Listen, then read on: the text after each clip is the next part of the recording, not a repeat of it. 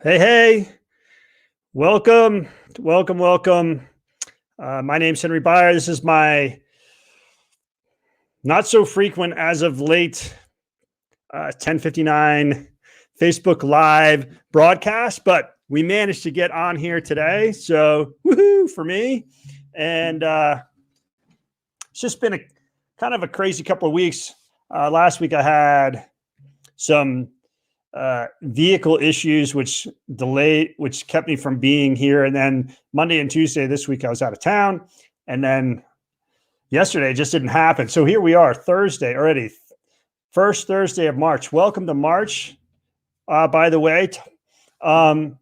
And, yesterday here in Colorado, it was definitely feeling a spring-like day, but today it's cold and cloudy, and I think we're going to get some snow. But want to say thanks to your viewers on Facebook and thanks to your viewers on YouTube. Also, thanks to the replay viewers for catching this at a later date or a later time and date.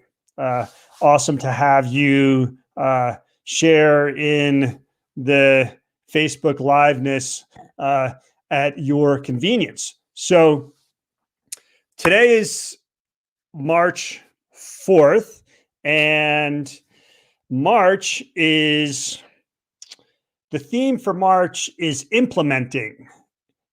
And January was starting. Just get yourself started on a fitness program, on a eating better, moving better, just whatever it is to improve your health and fitness, or whatever thing that you were planning on doing, just getting started on it. But for our purposes, we're talking about your health and your fitness, and specifically fitness and getting fit. Then February was planning month. So we talked a lot about planning and the importance of planning to your success when it comes to your health and fitness. I think there are so many options out there for you, for me, for anyone to choose from in terms of how you want to improve your health and fitness. And it can be tempting to jump from one to the other in terms of trying one and then being like, oh, that one didn't work out so great, I'm going to move to another one. And the other sort of on the flip side of that is just sort of freewheeling it and being like, well, I sort of know what I'm doing. I'm going to go to the gym. I'm going to start, doing some bench press, doing some curls, and maybe walk on the treadmill for a little bit, and that'll improve my fitness. But the key in my mind is having a plan and following that plan as you try to improve your health and fitness. Without the plan, it's a lot like, throwing darts in the dark. You don't really know what you're going to hit. Okay. With a plan, at least you can say, well, this plan is meant to help me do X. And if you try the plan and it helps you achieve X, then that's awesome. And if it doesn't, then you know it, and then you can go on and try something else. So February is all about planning. And if you can go back to any of these live broadcasts in February on my Facebook page and just get into that and figure out what planning is about and why it's so important and blah, blah, blah. Now, we're into March, so we're talking about implementing the plan. And you might be like, well, why are you taking months to talk about each one of these things? Well, for me, one, fitness is a long-term thing. It's not something that you're going to completely achieve or master in the next 30 days or even in the next year. You can certainly improve your health and fitness in the next year, but in order to maintain it and keep it going, it's going to take a lot. It's going to take longer than that. And I think that's one of the myths, or sort of the it's at least marketing approaches when it comes to fitness is you can get fit in the next 30 days. You can be in the best shape of your life in the next 30 days. Maybe that's possible. But what happens after that? What happens when you stop doing whatever it is you're doing? That fitness is going to disappear quickly. Whatever you get quickly is going to disappear quickly. So by taking a longer time to talk about these different aspects of fitness, we are at least for me, the idea is to implant the notion that fitness is a process. It's a long-term thing that you have to keep doing. It's a use it or lose it proposition. As soon as you stop using your body, moving your body, working on your fitness, it's going to go away. So there's no reason to rush this. There's no reason to rush your fitness. Just start today and just start moving forward. And as you move forward, learn more, come up with a plan, and then implement your plan. So this is our first day of March live. So we're talking about implementation. And with that, let's get to our quote of the day, because we do the quote of the day. Now, for those of you who have not seen one of these before, the quote of the day is, each day we do a quote of the day, and the quote is based on alphabetical order by either the document, in this case, the I Ching, the sort of, not the document, but the word is totally escaping me right now. But, wherever it came from, it's either last name, generally alphabetical by last name, or from the source. Let's just use the source that it came from. So this source is the I Ching, number 29. And we just roll through the alphabet. So we're already into our second round in the alphabet. So let's check it out. Hold to your ethics and principles, and do not for a moment consider compromising what you believe to be right. Acting with integrity is the key. I Ching number 29. And I think this is a good one for starting for today, right? Because one of the things we're going to talk about implementing your plan is that it's I can't think of off the top of my head a plan that I have put in place for myself that I have not had to adjust at some point while doing the plan for any number of reasons. So holding to your ethics and principles, and do not for a moment consider compromising what you believe to be right. When it comes to thinking about your plan, the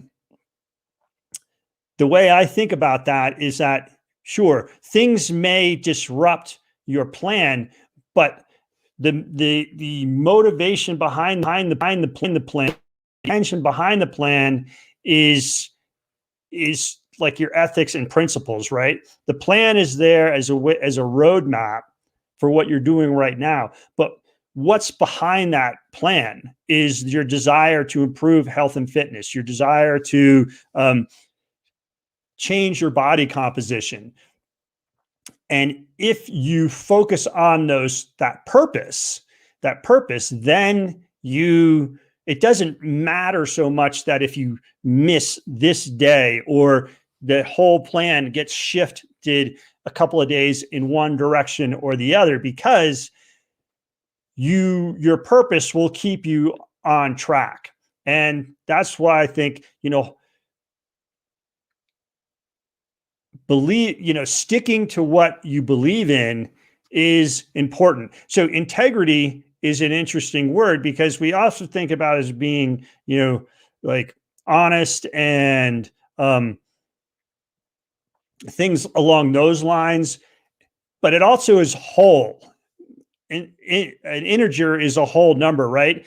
Integral is a whole thing. So when acting from your wholeness, that's key as well, right? And not so another way to think about it is congruency. So like so that your actions are congruent with what you believe in. Oftentimes we may say one thing and do another. So if your purpose is to get, you know, strong and fit, to get healthier, and you are doing, and your behaviors are in contradiction to that goal, then you are not actually coming from a place of integrity, because the whole is broken. You're with the integrity, you want your actions to be congruent with what your purpose is, what your internal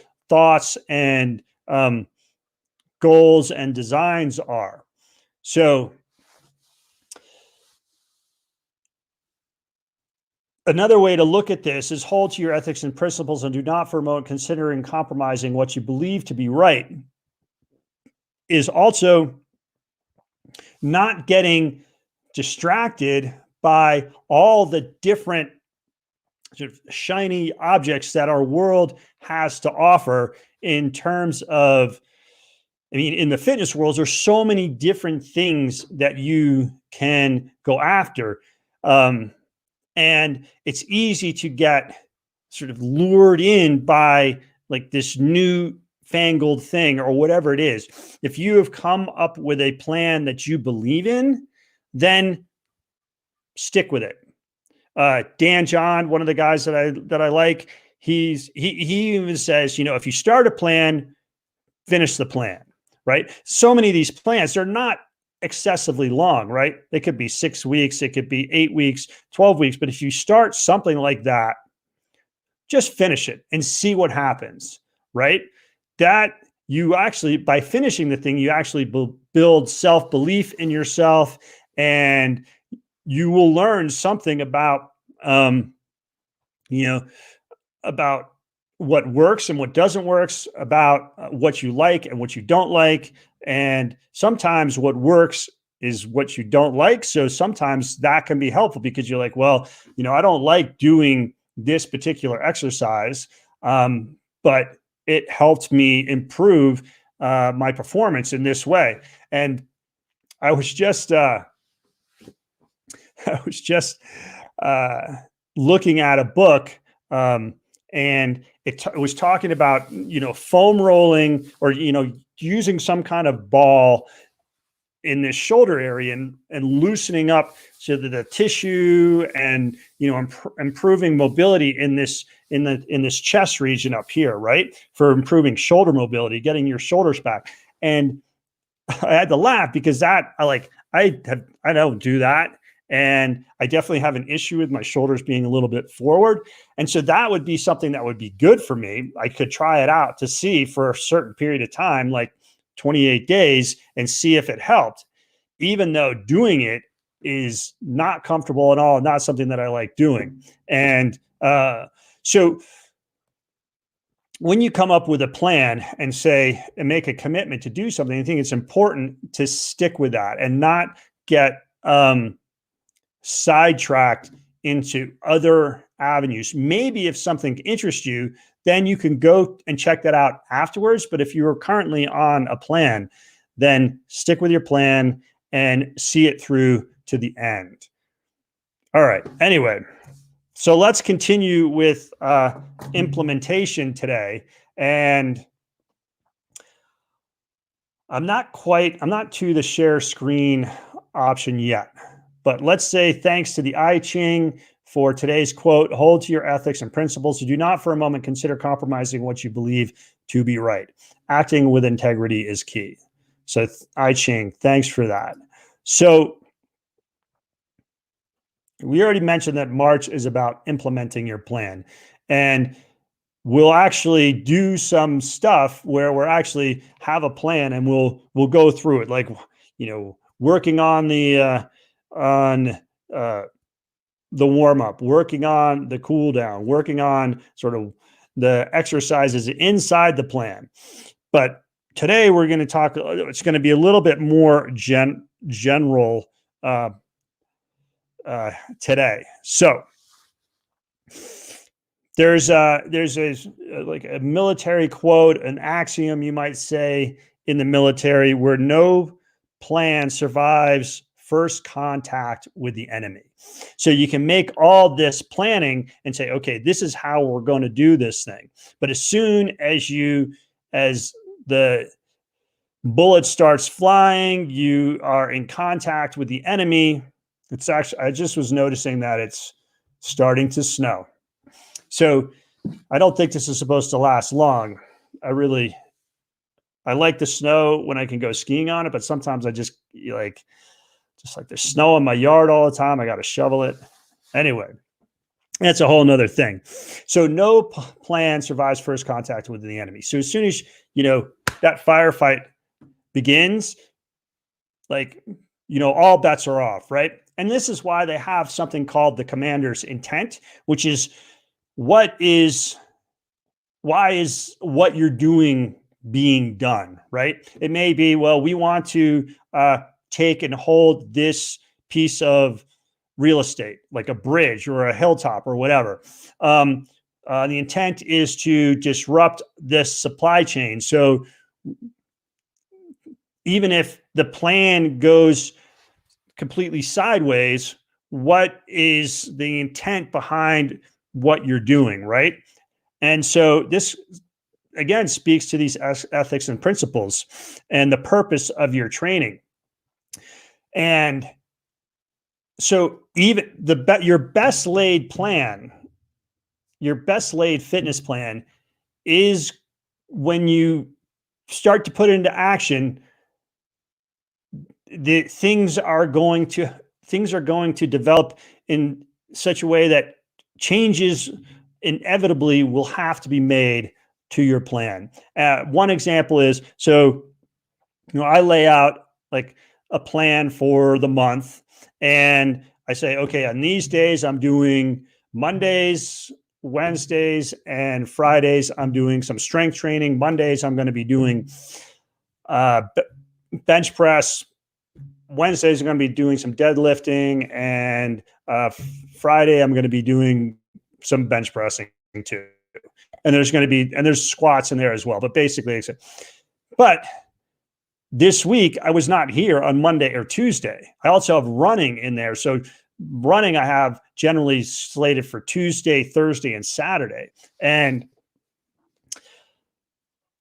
I was not here on Monday and Tuesday. So the two training sessions I was going to do that were meant for Monday and Tuesday then get compressed into a shorter week. So what happens there? I mean, and this happens fairly often, right?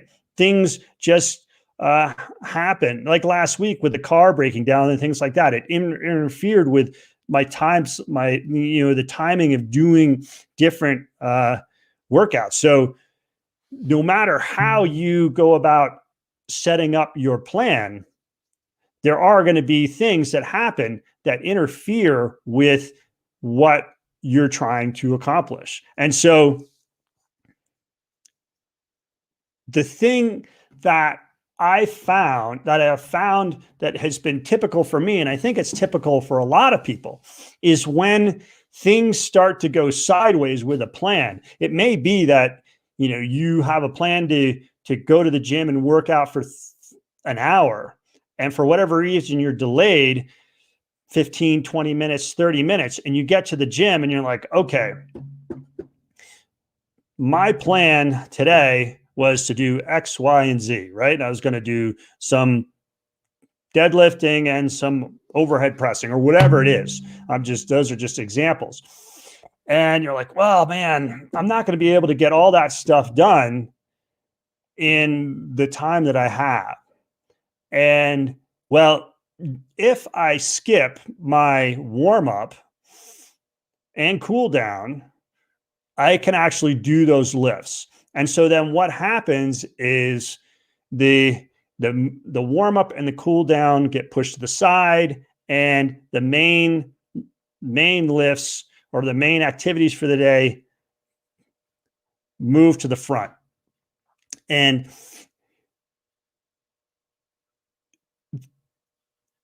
my suggestion is that mindset gets flipped over. Instead, when you are short for time, and this is, we're just talking about on a particular day, but when you're short for time, the warm up and the cool downs should be the things that get done. This is, when I talk to you so that I see you as an athlete. I see you as an athlete. I see every single person as an athlete. Athleticism, being an athlete, is our genetic inheritance. It's just how we biologically evolved. It doesn't matter if you feel like you have 2 left feet or a total clutch or whatever it is. Deep down inside, we all are athletes. Our body will respond. It's biologically wired to respond to physical stresses in a positive way, as long as you don't overdo it. When you overdo it, you overtrain, and then it responds negatively. But if you do it properly, your body will respond in a positive way. It has to. There's no way that it can't respond positively if you do stuff. If you lift weights, if you go out and walk, if you go out and run, and you do it in a sensible way, your body will respond favorably. It has to. It's cause and effects. Your body just works in that regard. Okay. But at the same time, I consider you all athletes, but at the same time, you're probably more like me, in which I like to go and ski. I have activities that I like to do: skiing, biking, climbing, hiking with my family, camping, what have you. Those are things that I like to do, but I don't compete in any of these things. I just go out and have fun with them. I enjoy them. They get me out into beautiful places. So because I'm not competing, there's no reason why I have to do a particular workout on a particular day so that I perform my best in a competition, right? So those parameters change things a little bit. If there's like a specific date when you have to show up and perform and try and do your best, right? So sometimes you might have to make those decisions, will impact, what you have to do on a particular day if you're short for time or something like that. But for the rest of us, and even for those people, I'm going to just say it's probably more if the choices end up leaning towards scrapping the warm up and just doing the sort of the meat of the workout, that's going to cause problems later down the road in terms of injuries and loss of function and loss of mobility. So, and I'm going to say I have been as guilty as anyone of this, and it still happens today. Like, I mean, even yesterday, I ended up being pressed for time, and I had a deadlift workout. I basically just like rushed a warm up and did the deadlifts. I mean, even this is as much advice as that I need, but I have been working on getting better at this thing. And so again, we want to flip the paradigm, and this is where I want to share my screen here for a second, because I think this will help me explain it. So share screen, I have to click on this thing. I want an application window, and all right, I'm going to bring up this share. And so here, I don't know if you can see this.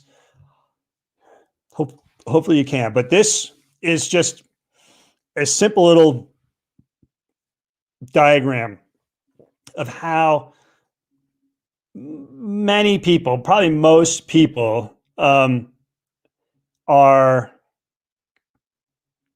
approaching their fitness. Is the focus is on building strength, muscle, things like that, right? And little is attention is focused on movement, on moving well, okay? And there's a guy named Gray Cook. He's like a, how would you describe? He's like a high tech physical therapist. That's not exactly what he is, but he's a movement specialist. And you could say physical therapy is part of what he does, but it's not like, but that's not the exact title of who he is. But anyways, his name's Gray Cook. And this I got from him. He actually has 3 stacks. He has skill in here as well, but I just wanted to focus on these 2. So what ends up happening is most people, including myself, would focus on, which way do I need to, oh, this way, which would focus on muscle. They focus on the appearance and the strength and power that you can get from muscle. So they have a lot of this stuff, but their movement ability is not that great. And I definitely fall into this category. I'm working on making it. I'll show you what I'm working on making it. But my movement is pretty good, but it's not great. And it's pretty good, I would say, compared to the average person. But compared to what it could be, it's not great. And I have definitely, over the past 5 or 6 years, focused a lot more on muscle than I have on movement. And certain aspects of my movement have improved because of focusing on, part of it has been beneficial because I focus on things like squats and deadlifts and overhead presses and things that help with movement, but they have been, my primary focus has been on muscle. So we're going to, I think I have to flip this out. I'm going to show you the version of this that we want it to look like. Instead of muscle being, it's like, this is an upside down pyramid, like too much muscle, too much power, too much strength, but not enough sort of movement ability sets you up for injury. You want to have it looking this way. So let me stop this screen sharing and I'm going to start again. I'm going to bring up the other one. It's kind of weird that I have to, so share. So, okay, here we go. So now this is how you want to build your body, right? You want to have movement first, then muscle. You want to be moving well. What Gray Cook talks about is like, too often we put muscle and strength on top of dysfunction, and then that just causes problems and sets us up for injury. If we focus on movement first and then we move to muscle, then we have a nice base, a nice foundation on which to build muscle. And as long as our movement portion of our pyramid here is greater than our sort of muscle part of the pyramid, we'll be in a favorable position in order to perform at our best. Okay. So this right side up pyramid is how we want to approach our training. And so when it comes to implementing your plan, okay, I'm going to stop sharing this. When it comes to implementing your plan, things are going to go haywire. days are going to get messed up, weeks are going to get messed up. And when that happens, instead of shortchanging the warm-ups, shortchanging the movement and mobility portions of your warm-ups, those should be what you do first. And then you get in what amount of strength training that's prioritized comes next, right? So even in your warm-up, you're gonna, like, I got this cool book recently called New Functional Training for Sports. And for me, the even though I don't play a team sport anymore, I mean, I do, I'm skiing and I like to ride my bike, and I mean, they're athletic activities, right? So they're sport types of activities. I'm just not going into the gym to get maximally strong. I'm not a power lifter. I'm not a weightlifter. I'm using strength training as a tool to help me perform better in the activities that I like to do. So I like to approach things from this perspective. A lot of what I have been doing over the past 5 or 6 years has been more focused in sort of the sort of strength, sort of development vein, I guess you could say, without as much attention on how that transfers to the sort of activities that I'm doing. And so, I'm coming at this like totally backwards to a certain extent. And so in this book, so basically, like in a workout, these would be like the order of the things that you would do. Foam rolling, just to get your muscle, just to waken up your muscles. This guy, some static stretching, some mobility activation, and dynamic warm-up. Those 3 things are basically warm-up right there.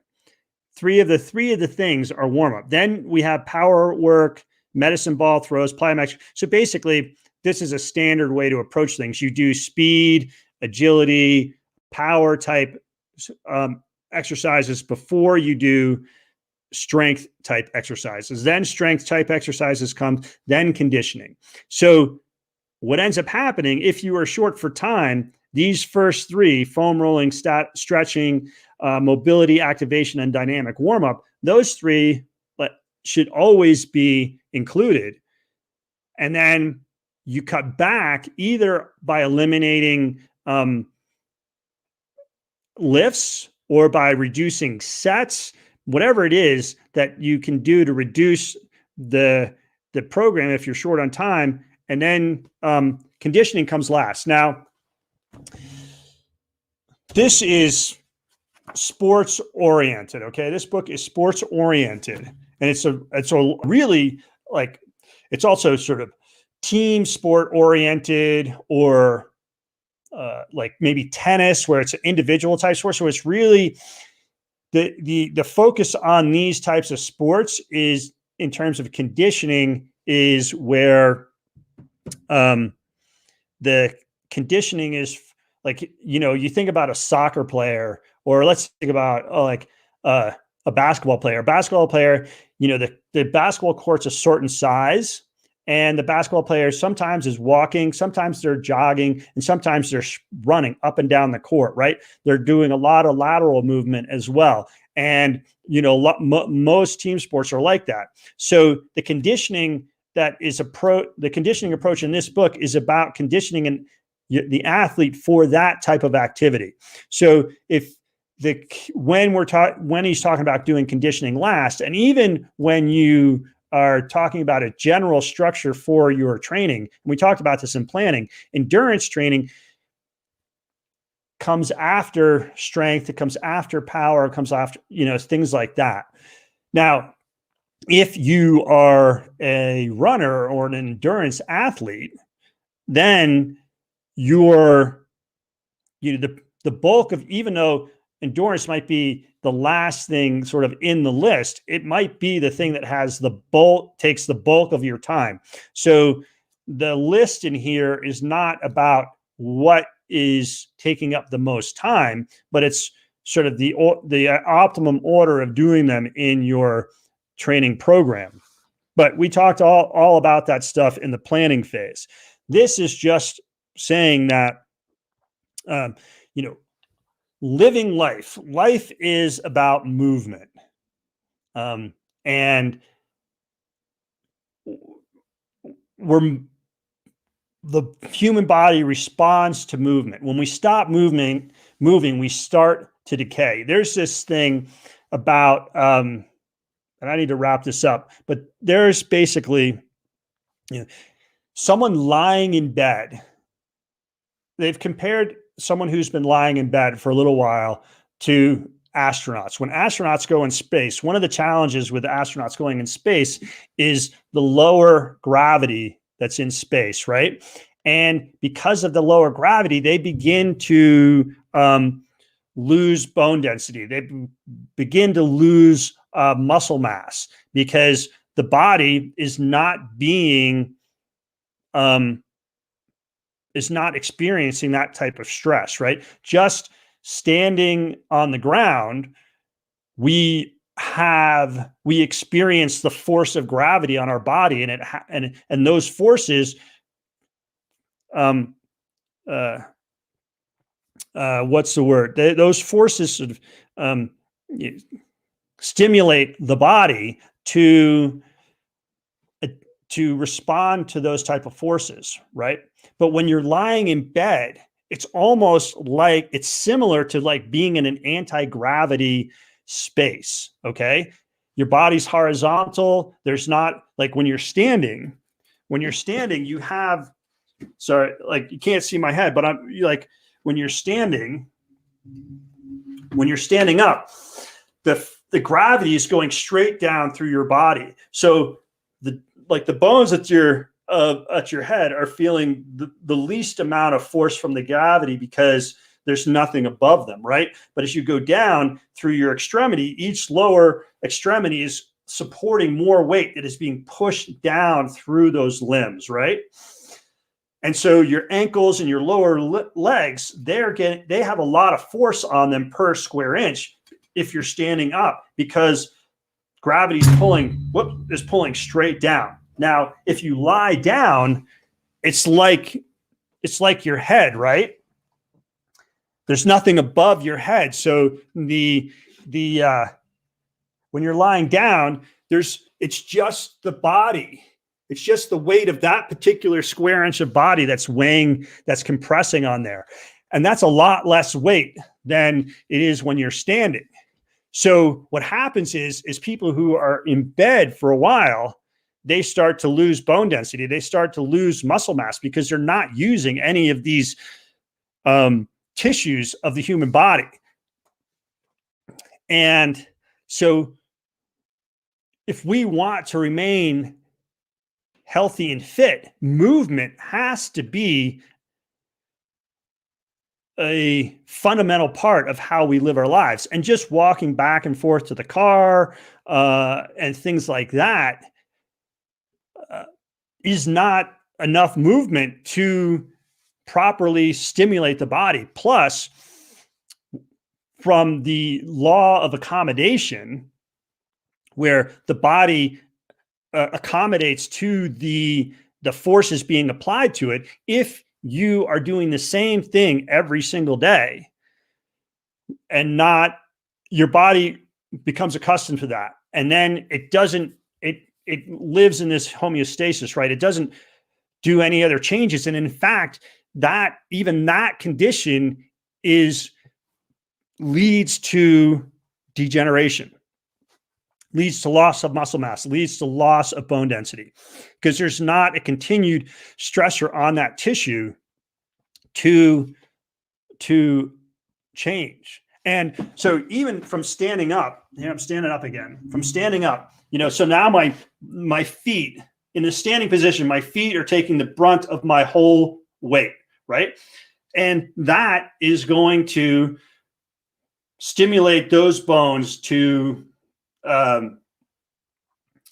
grow in order to support that. If I start walking regularly, not just to my car and, from my car to the office, which is short, but if I start walking regularly, that impact of that walking and the duration of that walking is going to stimulate the bones in my body to develop so that they can support that activity, and the muscles as well. Now, if, like many of us do, I sit all day, then it's my hip area that is getting the bulk of my upper body weight. And the pelvis actually changes it changes bone density from where it would be in a standing position to where the pressure is when I'm sitting. Like a callus, you get calluses on your hand. So those calluses happen because there's friction in a certain part of the hand, and then blood surges into those areas, and then it thickens the skin there. But that's the same thing that happens when you're sitting. When you're standing and walking, where the pressure is on your pelvis is different from where it is when you're sitting. And when you're sitting, those pressure points, that's where it gets the attention. And then when you stand up, and then your whole sort of biomechanics of your hips change because of sitting all the time. So the whole point of everything that I just said is that life is movement. In order to remain a viable living organism, you have to move. Otherwise, your body is just going to deteriorate. It's going to disintegrate. It's just going to be like, well, none of these tissues are being used, so we're going to put energy elsewhere. And as we get older, that process just happens faster. You have to just get out there and move and do stuff. And so when I am implementing my fitness plan, want to think about that movement before muscle. So when your plan starts to go sideways, prioritize movement before muscle in your day, in your week. You realize, okay, this week is getting compressed and I'm not going to have enough time to do stuff.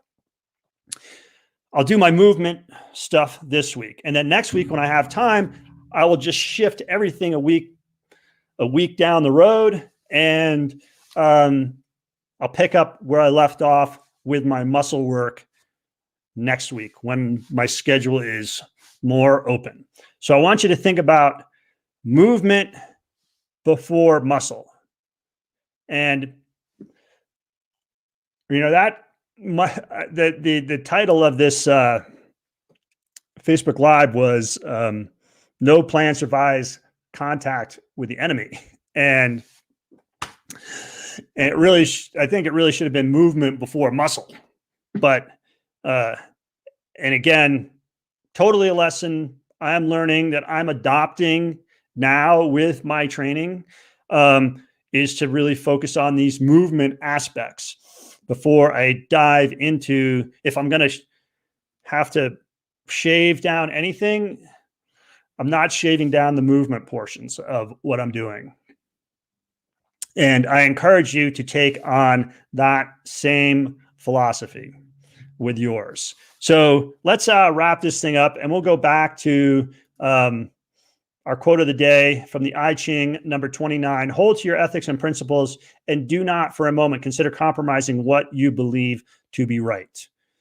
And people will push. People will push. Hey, do the muscle, get that beach body look going. Doesn't matter if you can't, bend down and touch your toes or tie your shoelace or pick a golf ball out of a hole. Because, you look good. Your muscles look good. Move well, then build muscle.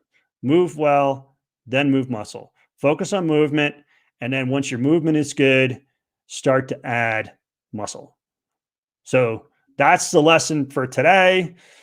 And I will take it to heart. I hope you will take it to heart, and we will see you tomorrow. Hopefully it's Friday for some Friday Kaizen and a send off into the weekend. Until then, take care, and we will see you next time. And thanks again for anybody who's been here, and to you replayers for catching this later on. We'll see you. Cheers.